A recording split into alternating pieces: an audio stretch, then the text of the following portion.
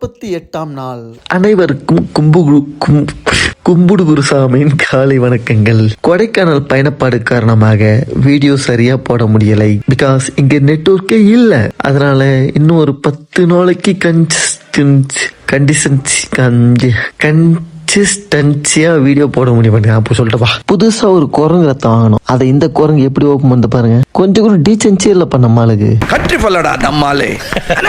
இன்னைக்கான hand stand work அவுட்டை ஏதி எடுத்துக்கிட்டு அதுக்கு முன்னாடி லைட்டா கொஞ்சம் ஃப்ரீ ஸ்டைல் பிராக்டிஸ் பண்ணிட்டு ஒர்க் அவுட்டுக்குள்ள இறங்கியாச்சு. இன்னும் 30 நாளைக்கு வெறும் ஹேண்ட் ஸ்டாண்ட் ஒர்க் அவுட் மட்டும் தான். அந்த புண்ணியம் அவன் எழுதி கொடுத்ததுதான். ஆக்சுவலி அவன் எனக்கு வாழ்க்கையிலே பண்ண உருப்படியான 2 காரியம். 1 எனக்கு ஒர்க் அவுட் கொடுத்தது, 2 ஒர்க் அவுட்காக எனக்கு கொடுத்தது.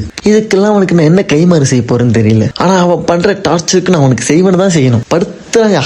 படுத்தான் அவன் படுத்துற பாட்டுக்கு தூக்கல தொங்கலாம் போல இருக்குது. ஒரு பக்கம் அவன் டார்ச்சர் பண்றான், ஒரு பக்கம் வடக்கன் டார்ச்சர் பண்றான், ஒரு பக்கம் மாஸ்டர்.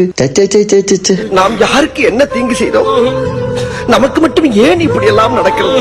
சட்டப்படி நான் தாண்டா எல்லாரையும் போட்டு டார்ச்சர் பண்ணுவேன். அதான உலக வழக்கம். ஒரு ப்ராவர் போன்னு இருக்கு, கர்னாசிஸ் பூமர் அங்கிள்.